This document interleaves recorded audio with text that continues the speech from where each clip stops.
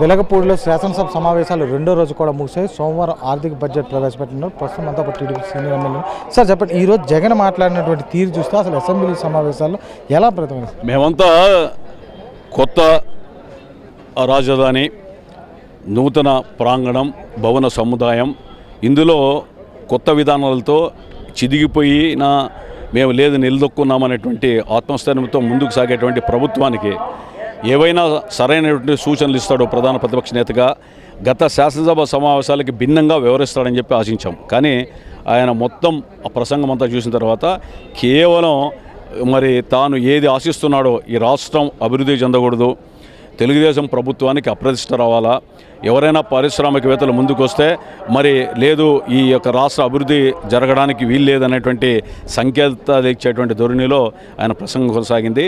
తర్వాత తాను ప్రతి దీంట్లో కూడా అంటే చెప్పగానే ఒకసారి గ్రోత్ రేట్లో 11% రాష్ట్ర అభివృద్ధి రేటు ఉంది అని అంటే అది లేదు, మహారాష్ట్ర, కర్ణాటక, తమిళనాడులో తక్కువగా ఉంది అనేటువంటి భావనతో ఆయన ఒప్పుకుంటున్నాడు. అది ఈ 11% ఎందుకు రాలేదో అనేటువంటిది వివరణ ఇవ్వలేకపోయాడు.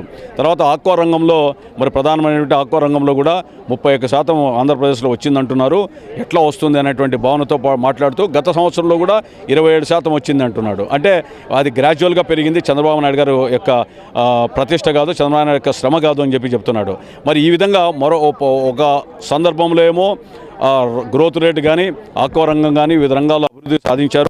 కానీ అది ప్రభుత్వం యొక్క ప్రత్యేకత కాదు, క్యాజువల్గా వచ్చినటువంటి భావన. అంటే దేనికి కూడా ఆయన 2 నాలుకల ధోరణిలో వేరుస్తున్నారు. అదేవిధంగా పట్టుసీమ గురించి మాట్లాడుతూ పట్టుసీమ వల్ల ప్రయోజనం లేదంటాడు. మళ్ళీ ఎలక్ట్రికల్ బిల్స్ అని చూసాం, 42 టీఎంసీలు నీరు నిల్వ ఉందంటాడు.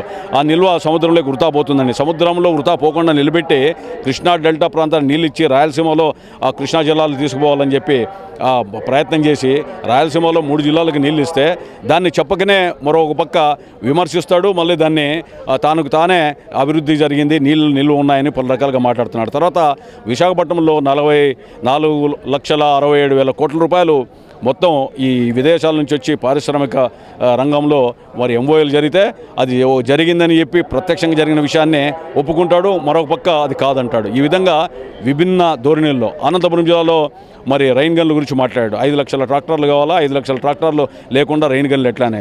రైన్ గన్నులు అనేటువంటిది ట్రాక్టర్ల కోసం రైన్ గన్నులు కాదు, నీటిని ఇది సమీపంలో ఉన్నటువంటి బావుల్లోనో, కెనాల్లోనో లేదా ఇతరత్ర ఎద్దుల బండ్లలోనో, ట్రాక్టర్లోనో తీసుకొని వచ్చి వాటిని ఆ రైన్ గన్ల ద్వారా పొరుగు పక్కన పొలంలో ఉన్నటువంటి బావులట్టు కూడా తీసుకొని రైన్ గన్నులు ఉపయోగపెట్టాలని ప్రభుత్వం ప్రయత్నం చేస్తే 5 లక్షల ట్రాక్టర్లు లేకుండా రైన్ గన్నులు ఎట్లా అంటే ఈ విధంగా అనుమానాలతోనూ తర్వాత అయోమయంతోనూ మాట్లాడినటువంటి విధానాన్ని నిజంగా ఆయనకు ఉన్నటువంటి ఆలోచన విధానం ఏంటో అర్థమైంది. భవిష్యత్తులో జరిగేటువంటి 13 తర్వాత జరిగేటువంటి మిగిలిన దినాల్లోన సభా సమయం వృధా కాకుండా ప్రభుత్వానికి సముచితమైనటువంటి సలహాలు ఇచ్చి లేదా ప్రభుత్వం యొక్క అనేక విషయాల్లో ఏవైనా సవరణలు ఉంటే ఇవ్వాలా. గవర్నర్ గారి యొక్క ప్రసంగానికి ధన్యవాదాలు తెలిపేటువంటి కార్యక్రమంలో ధన్యవాదాలు తెలుపుతూ దాంట్లో ఏమైనా సవరించాల్సినటువంటి అంశాల గురించి మాట్లాడింటే ఆ ప్రతిపక్ష నేతగా ప్రజలు ప్రశంసించేటువంటి వాళ్ళు, అభిమానించేటువంటి వాళ్ళు, ఆమోదించేటువంటి వాళ్ళు. ఆ విధంగా కాకుండా విమర్శనాత్మకంగా తర్వాత ఏదో పిల్లి శాపాలకు ఉట్లు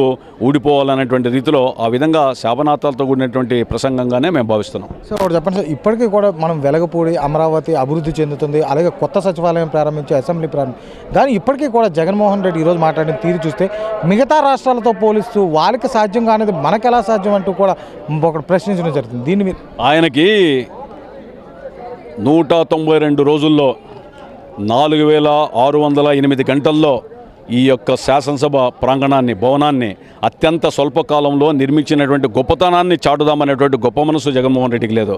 అదేవిధంగా ప్రపంచంలో వివిధ ప్రాంతాల్లో పర్యటించి అన్ని చోట్ల పర్యవేక్షించి అంతకంటే గొప్ప రాజధాని ఇక్కడ నిర్మించాలని చెప్పి ప్రయత్నం చేస్తే దాని గురించి ఆలోచనలు కానీ దాని గురించి సముచితమైన సలహాలు కానీ ఇవ్వడు.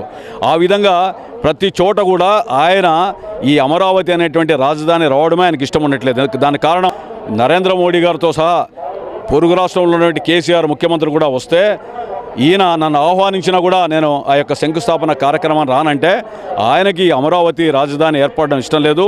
ఆ హైదరాబాదులోనే ఆ 10 సంవత్సరాల్లో అక్కడ ఉన్నటువంటి ఆ వివక్షతతో, అసమానతలతో అట్లే కొట్టుమిట్టాడుతూ అక్కడ ఉండాలి. కానీ నూతన ఆంధ్రప్రదేశ్ అభివృద్ధి సాగాలనేటువంటి ఆలోచన లేదు కాబట్టి ఆయన అది ఇప్పటి వరకు కూడా మిగతా రాష్ట్రాలతో పోటీపడి ఇక్కడ శాసనసభను ఏర్పాటు చేయడమే కాకుండా సచివాలయాన్ని కూడా ఏర్పాటు చేయడం పూర్తిగా కూడా జగన్మోహన్ రెడ్డికి మింగుడు పడడం లేదని ప్రధాన ప్రతిపక్ష నేతగా ఉన్నటువంటి జగన్మోహన్ రెడ్డి ప్రభుత్వానికి సలహాలు సూచనలు ఇవ్వకుండా పూర్తిగా ఏదైతే అభివృద్ధి చెందినటువంటి వృద్ధి నేతను కూడా తప్పుడు అంచనాలు వేస్తూ ప్రజలను తప్పుదారి పట్టిస్తున్నారంటూ కూడా టీడీపీ ఎమ్మెల్యేలు మండిపడుతున్నారు.